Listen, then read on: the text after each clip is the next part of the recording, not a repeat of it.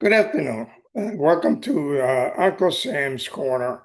I hope you enjoyed our first episode on Social Security, and welcome back if you're an old viewer, and if you're a new viewer, welcome. And this program is intended to kind of give my opinions and the opinions of some Americans on certain issues.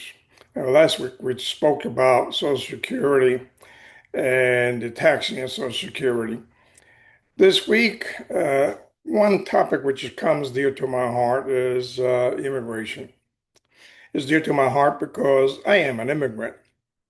I came to the United States in 1956, March 27, 1956. I was barely 10 years old, going on 11. Well, anyway, I know what we had to go through to come to this country. As you know, the immigration laws is passed like in 1956, around that time when they changed immigration laws, where the Western countries, such as Europe and Eastern Europe, were given a quota, in accordance to the bill which was passed in 1920, whereby the quota would be a percentage of the people which were in the United States from that particular country. Anyway, the quotas, again, they were enforced in 1956. We came and we had to be sponsored. We had to be sponsored by either a relative, or if you come as a specialized worker, by an employer guaranteeing your work. What do we have to do? Well, first we had to have a sponsor. Our sponsor, fortunately, we had my father had his brother here, and my uncle.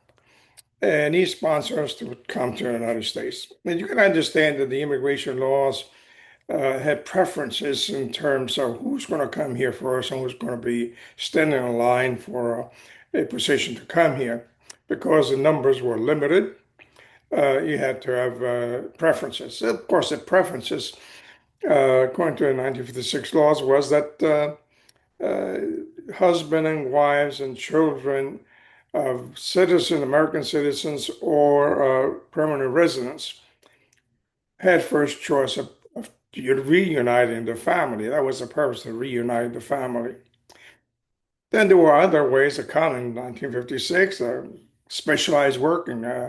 If you are good, if you were needed in an industry where you had a gift, a specialized technology or trade, you have you had the preference to come as a contract worker and possibly become a permanent resident. Of course, all this, and you could have came also under different, like refugees, different situations of refugees. If the president at the time or Congress said, well, there is a special need for refugees. For instance, during the Cold War, certain countries were given preference because of the communist takeover of the countries, such as Hungary. Hungary, a special law was passed so they could bring these refugees. They wanted to get away from communism. And others through the history have been given special exemption. For instance, Cuba after Castro, special exemption, and etc. Uh, although at that time, prior to that, there was some kind of specialized groups that could come into the United States or not. Uh, they did have a racial ban, which they, at that time, repealed it and allowed all people come, such from Far East or countries which were banned at the time. But immigration laws sometimes ban certain countries from having their citizens come to the United States. Obviously, the Cold War was because we didn't want no extension of communism in the United States, which uh, was totally against our principles and our way of life. And in our way of freedoms. Well, anyway, what did you have to do in 1956 to come to the United States? Those laws, by the way, are still in effect. In 1956, we came in to the country, but we had to follow certain procedures. For instance, uh, you had to be investigated and vetted that you are not a criminal, that your criminal record is clear. You also have to be investigated that you were not a person which is ill with a chronic disease or that you're able to work when you get to this country. So you were thoroughly vetted, and part of the requirements was that you have to go to the nearest American consulate and pass a physical, pass a session with questions, and bring in security clearance from your local or law officials from your town where you came from, and show your record that you're a good, upstanding citizen and that you're a healthy citizen and you'll be a productive citizen. That's vetting all immigrants. That law is still in effect, and we had to go through that. In addition, when we came here before we entered the United States, my uncle, for instance, had to post $1,000 cash bond for 2 years to assure the United States government that we would not become a burden of the state, such as go on welfare. Well, we didn't want to have welfare. We wanted to come over here and start a new life. We wanted to have an opportunity to advance ourselves where we did not have it in a devastated post-war Italy, for instance, where poverty was really widespread. So we would do anything to come to the United States and make our life here because it offered a lot of opportunities. And we did. We went through the process. As a matter of fact, I have a little story which may be a little bit amusing in a way. When I went for my physical, and I was young, so I had cold bronchitis like several weeks before that. And when I went for the chest x-rays, it did not show clear. I was rejected. They didn't want me to come to the United States. But they gave me an opportunity for his bronchitis to go back within a week and see if it cleared up, and then they will allow me to come. Of course, that's what happened. Uh, Bronchitis went away, my lungs were clear, and they were just let me come to the United States. But that was how strict it was then. Not only were we vetted to make sure they were good citizens and would assimilate into the population, but they also wanted healthy immigrants so they don't become a burden of the state. Well, we did come to the United States, and of course, on the first week of my arrival here, of course, my dad had come the year before to set up shop and kind of get an apartment for us.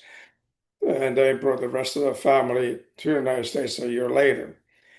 Well, I can tell you one thing. We did not become any wards of the state. We did not go to the welfare office. Number one, couldn't do it. Number two, we want to make our own future. So what we did, whether no matter how young you were, I was about 10 going on 11. I knew I could earn some money even at that age. And guess what? I was shoe shining. I got a shoe shine. And I was made just a few dollars a week, which helped the family. We all pulled our money together so we could buy a home, so we could be good citizens. The most important thing to us when we came here from Italy and to the United States was one, we must learn the language as quickly as possible. Two, we must learn all the customs as quickly as possible. And three, we wanted to be Americans.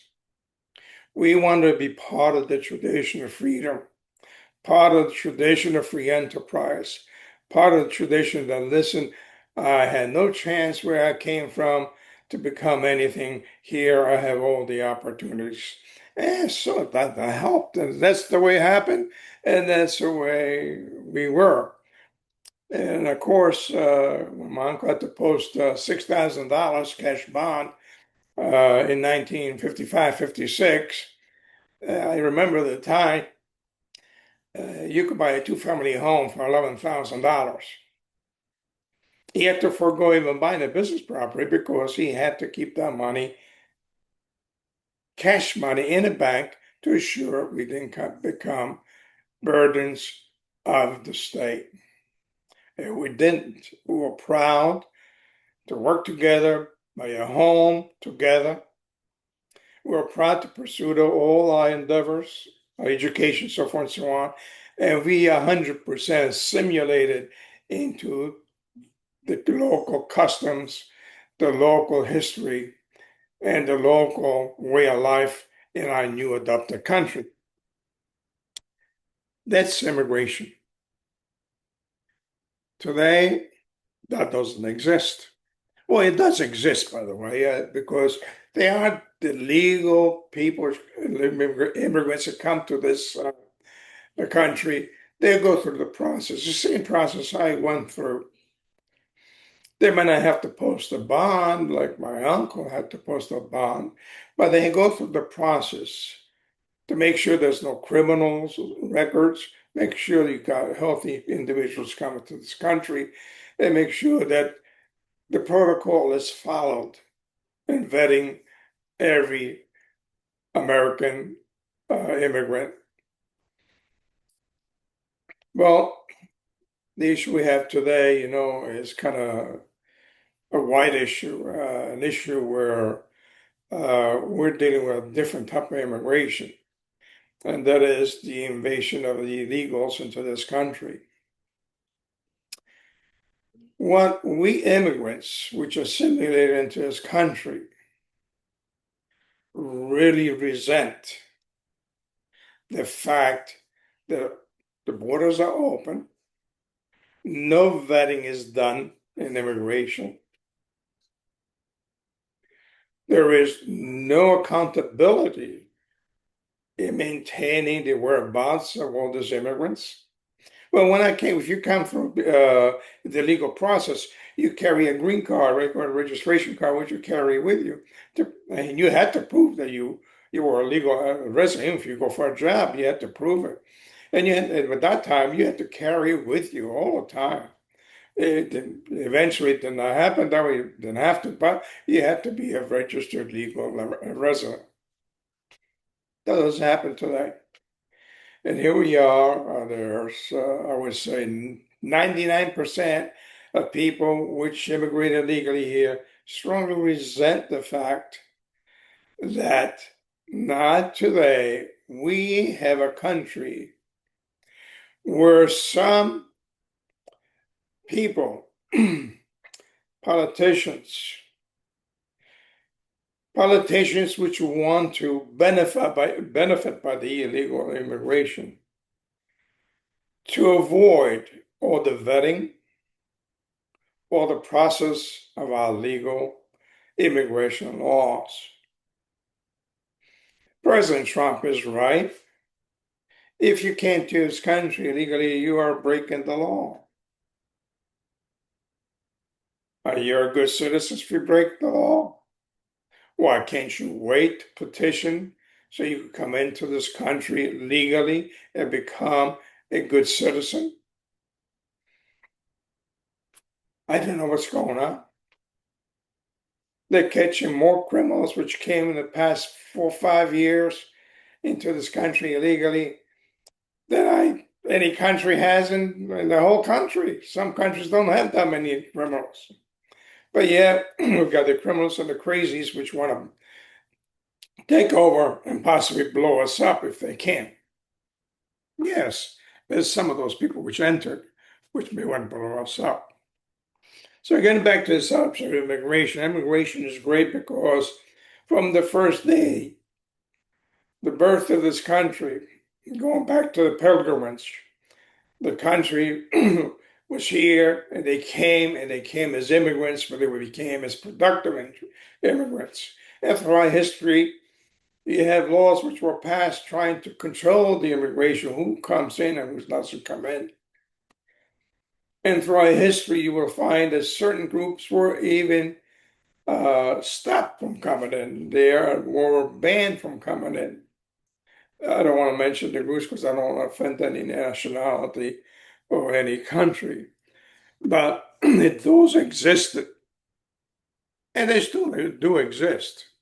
Uh, but the problem here is there's a faction of Americans like me as an immigrant that want to have people come in because they're good for the country, but they want to come in legally, make sure they're productive. Well, really goes us that we get illegal immigrants, and the first thing they do is to go visit the welfare office. Welfare office are meant for illegals. By promoting this, you're inviting more illegals. Well, heck, we could go to the United States and we go to a welfare office and we got instant money. Let's not even talk about the fraud that we have discovered recently. I mean, this country needs to wake up. We have the laws. We just have to enforce them. Problem is that the left doesn't want to enforce those laws. Well, the recent events in New Jersey kind of prove why they don't want to. Aguinaldo predicted over 35,000 people were registered to vote because they had a license, but no proof of citizenship. But that's another issue. There'll be an issue for another day.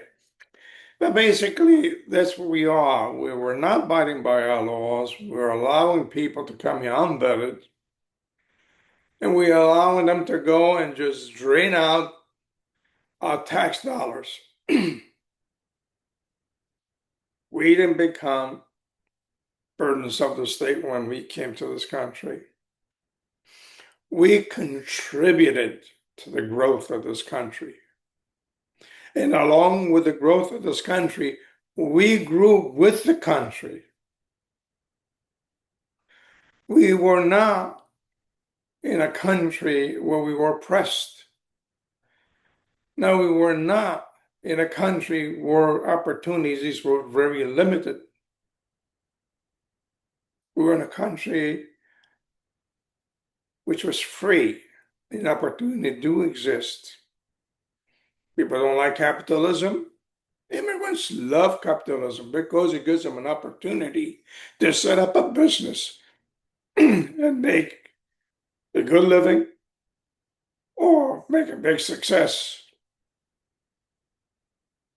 It's up to the person to want that, but the opportunity is there. Well, the richest man in the world was an immigrant. There was a contributing factor to the progress of the United States of America. We all know who I'm talking about. These are the people we should be proud to bring to the country. And if illegals want to stay in this country, they should go through the proper channels. They're all welcome if they go through the proper channels. Follow the immigration laws. Do not look to create more laws to control something which you already have laws on the books for. You just need the courage to enforce them. You need just the courage to make them legal. You have the courage to make them upstanding, good citizens. We strive to speak English immediately, not to speak my language and go to school using my old country's language. We needed to speak English. But today everything is turned around. I mean, there's another issue which I may approach in the future. The president failing education of this country, public education. But that's another issue. Well, I don't want to prolong this discussion, but basically, some of my feelings about it, and I am sure that 99% of people who came here legally share in my feelings. We became Americans. We became good citizens, and now we are great patriots. We will give our lives for the flag which is standing behind us because we believed in a country which existed for its freedoms and its opportunities. And we don't want to see that country being flushed down the tubes with radical illegal immigration.